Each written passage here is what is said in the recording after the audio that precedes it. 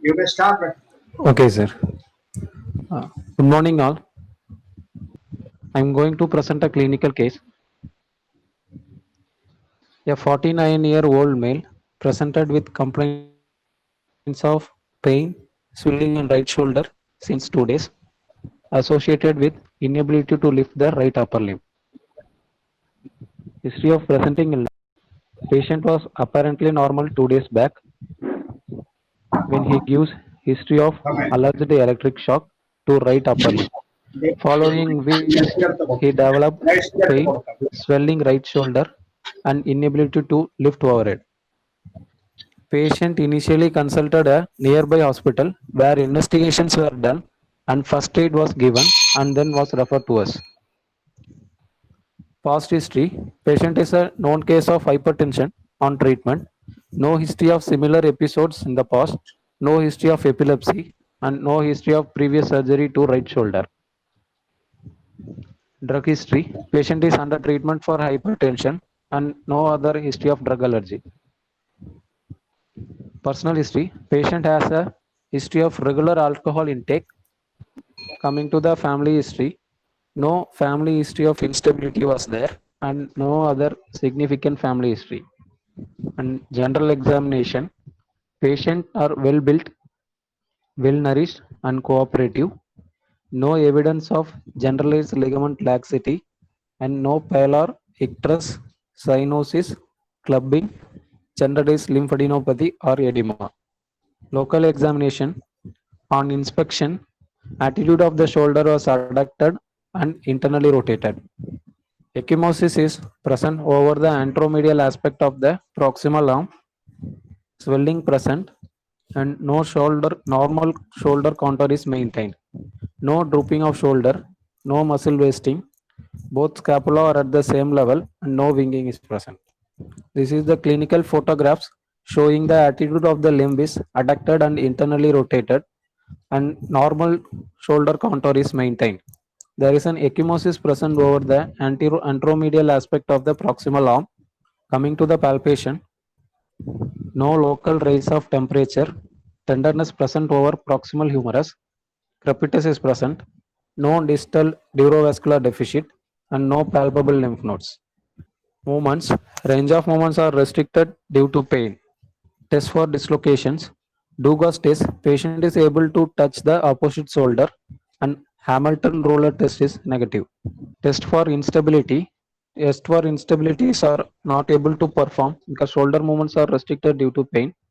Coming to the radiological examinations, X-rays and CTs are taken.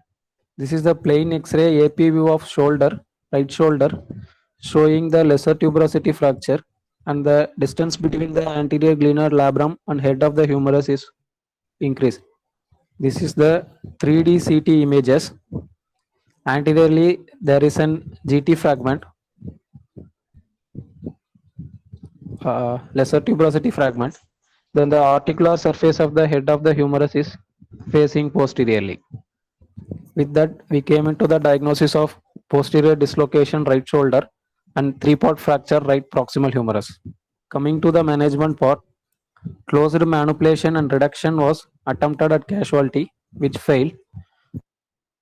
Post manipulation, no neurovascular deficit. And the patient is posted for definitive treatment. Open reduction and internal fixation is done with Philos plate under GA. CM images showing the lesser tuberosity fragment and anatomical neck fracture. And in intraoperatively, we came into a diagnosis it is an four-part fracture. Through deltoproctoral approach, fracture is assessed, and we saw that biceps tendon is entrapped between the fracture fragments, thereby preventing the reduction. Then the biceps tendon is cut and tenodesis is done. And posteriorly dislocated head is reduced to its anatomical position and is fixed to the shaft with Philospate. Then the GT and LT are reduced by transosseous suture with ethibond. Then coming to the topic discussion, So let me just hear, have you suspected muscle dislocation uh, clinically? There is a history of electric shock to the upper limb, and Right. on X-ray there is an isolated lesser tuberosity fracture. So, can you show the CT cuts to uh, Yes, axial cuts will be better. Is the axial cuts available? Yeah, yeah, here. It is very obvious. Right? yes, It is very obvious. Okay, so the history of electric shock is something which make you think it is. But in the X-ray, it is not. Is it obvious? Can you show the X-ray? yes, sir. What is the finding? You can tell about regarding the glenohumeral joint. What Yes, do sir. you describe? Jacob sir, can we comment on the X-ray? Can you make it diagnosis? Yeah, a closer look will show that there is a crack factor of the greater tuberosity, That's right. and a fragment. Yeah, the fragment is there is another fragment towards the glenoid area on the inferior aspect. If you look carefully. Yeah, yeah. But the Uh, dislocation is not appreciable. no, dislocation is not seen. Not Yeah, appreciable. Only the CT is appreciable. yeah. Of course, we have to consider the possibility because of the history of electric shock, which is well known to be That is true. That's why I have asked them to present this posterior case, dislocation. because the history is very important. Yeah, that's Patient right. sustained an electric shock, followed by a relatively normal appearing contour of the shoulder. Normal right. case of dislocation Yeah. is usually flattened and the deltoid prominence is lost. In this case, it is adducted and there is a huge ecchymosis in front of the shoulder, which will tell you that there is a great severe soft tissue injury at least. Otherwise, you cannot get that much of a bleeding in front of that. So, history of electric shock, the humerus looks, I mean, this is adducted and internally rotated. There is a huge ecchymosis. Most often, X-ray doesn't show a dislocation, but one should look for a dislocation. Otherwise, you will miss a posterior dislocation. Yeah. So the most important message here is the looking for a posterior dislocation, especially when you suspect that there is an injury following sustaining an electric shock. That's why then apart from the X-ray, a CT scan was taken, which actually revealed posterior dislocation, along with the three parts fracture. I think it is a three-part fracture. Three-part fracture. Initially, show the case. Has he suspected that? I think you suffered here to Metro. Initially seen by Yes, sir. an organization. Initially seen by some district hospitals, sir. They suspected dislocation. What's the dislocation? Yes, sir. And they Yeah, took yes, sir. CTs outside. They only took the seat. Okay. Yes, sir. I have a question to Vetri.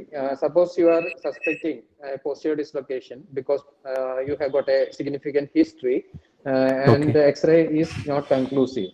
So, which Okay. other view you are supposed to take when you are in doubt before taking a CT? Axillary views and scapular Y view. Is it possible to take an X-ray view in this patient? No, sir. Which other view can be taken Uh, without abducting Wellpaw. the shoulder? Wellpaw view. Wellpaw Have view. you? When in doubt, you have to take a Wellpaw view before ordering for a CT. How will you take a Wellpaw view? Also has to be learned. Axillary Okay, view sir. and the Wellpaw view. Okay, sir. In this patient, before going to CT, a Wellpaw view would have cleared lot of doubts. So you will be seeing the head going posteriorly or anteriorly, depending on whether it is a posterior dislocation or an anterior dislocation. Okay. Okay, sir. Then only we have to order for a CT. So, can I proceed with the discussion? You can. Shoulder joint. A shoulder joint is a ball and socket type of synovial joint. Its motion is in all three planes and it sacrifices stability for mobility. The shoulder joint complex consists of glenohumeral joint, acromioclavicular joint, sternoclavicular joint, and scapulothoracic articulations. Glenohumeral joint. Uh, Glenohumeral joint is a joint between head of the humerus and glenar cavity of the scapula. Articulation of large round head of the humerus with the relatively shallow glenar cavity of the scapula. The glenoid cavity is deepened slightly, but it is deepened effectively by the fibrocartilage rim called glenoid rhabulum.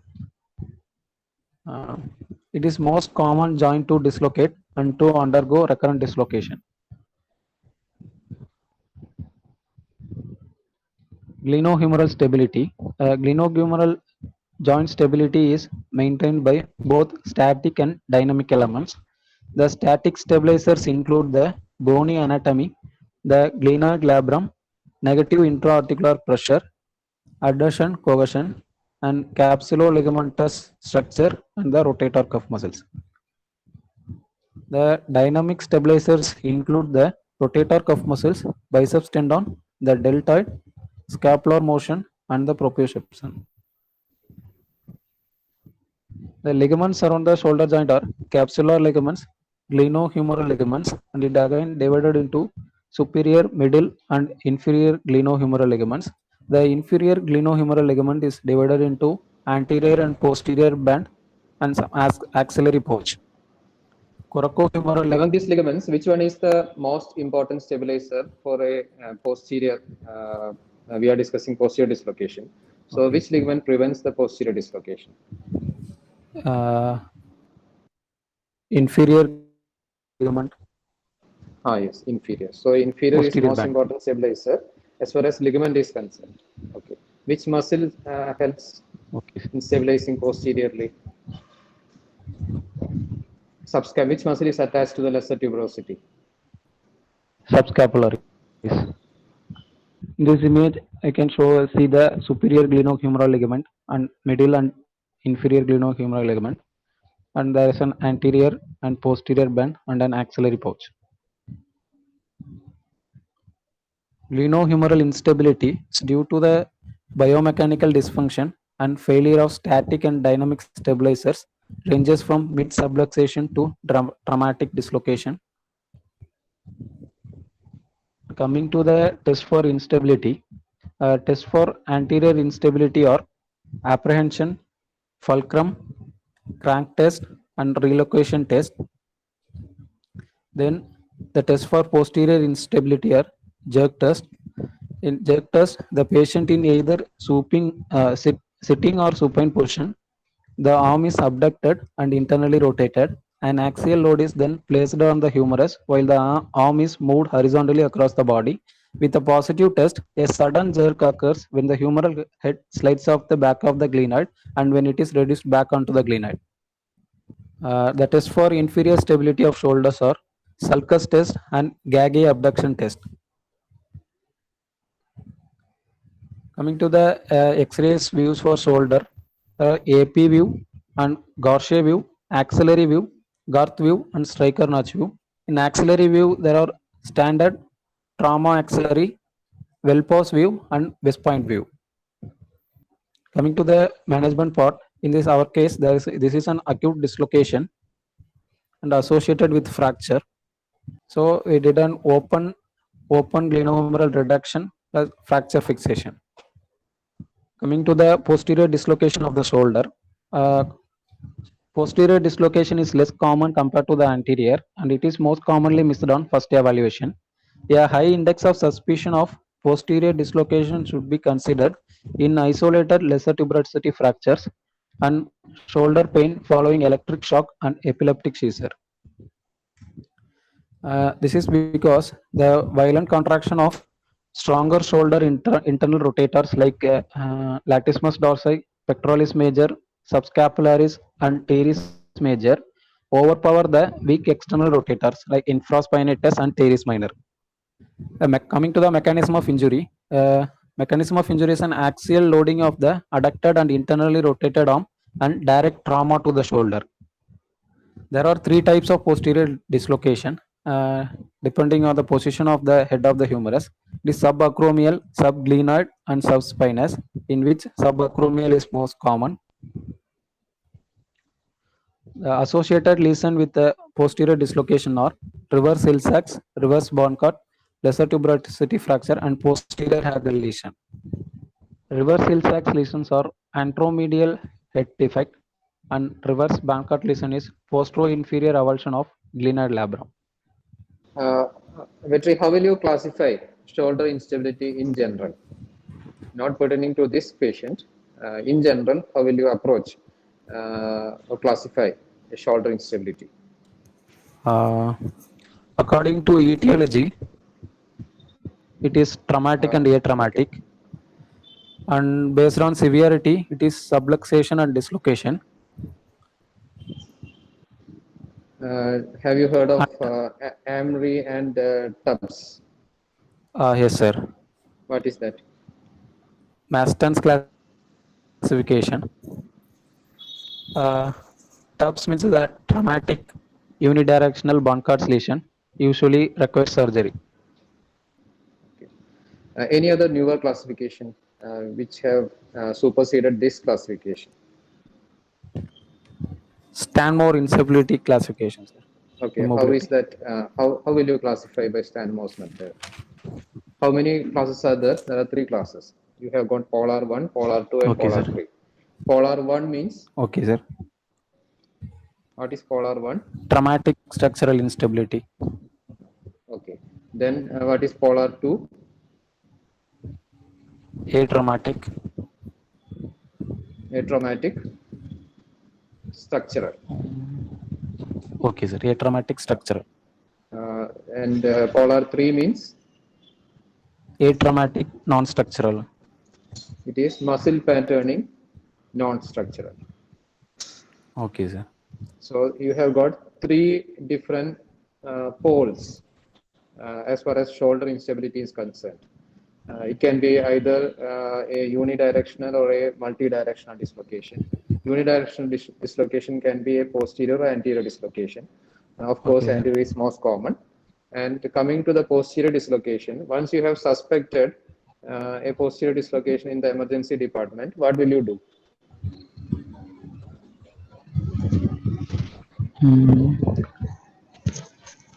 We can try a reduction, sir.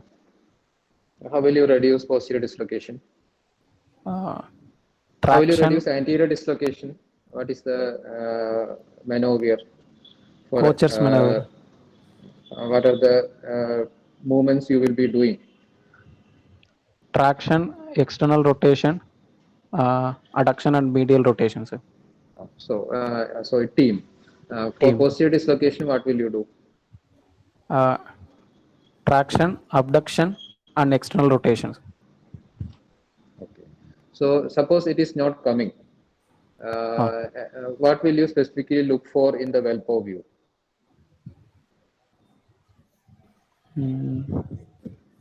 Fracture fragments, sir. There could be some bony lesion in the humerals, which may be perching onto the glenoid. Okay, sir. So you have to look for humeral defects. So okay, that sir. may warrant a open reduction. Okay. Okay, sir. How will you open the shoulder from posterior or anterior for a posterior dislocation? Anterior. Anterior. Which approach you will use? Deltopectoral approach. This is what we did here. I'm not sure, sir. Okay. Well, I wanted them to present this case because of that suspicion of posterior dislocation, because posterior dislocations are basically a missed injury. So unless you look for it, you don't see and you don't make a diagnosis of posterior dislocation. In this case, there were some telltale signs. Number 1, the condor of the shoulder, their history of electric shock being sustained. Number 2, the condor of the shoulder was maintained and it's kept in adduction and internal rotation. Number 3, the presence of a huge ecchymosis in front of the shoulder. It is actually at the line of the biceps tendon. I am told that the biceps tendon was trapped inside and it had to be cut and anchored near that is the cervical exposure of the biceps, which you can see in the second picture, long head of the biceps tendon, which is actually anchored there subsequently during surgery. So the important is to make a correct diagnosis. As you rightly said, that X-rays are required in different views like Velpo view, axillary view, etc. The student should know that these are available in X-ray, provided you can get a proper X-ray done. When there are activities for CT scan, you can probably skip over after doing that because X-rays must be taken, an attempt must be taken before you order a CT scan.